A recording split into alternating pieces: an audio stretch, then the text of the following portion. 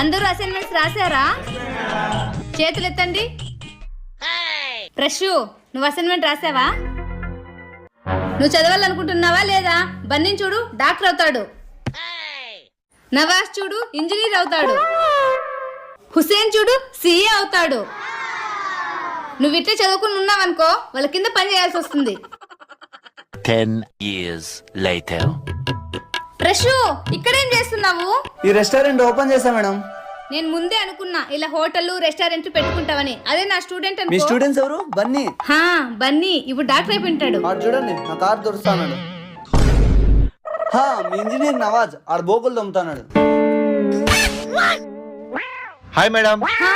వీళ్ళని వదిలే. హుసేన్ ఖచ్చితంగా సీఏ అయి ఉంటాడు. సార్ చాయ్. నమస్తే మేడం.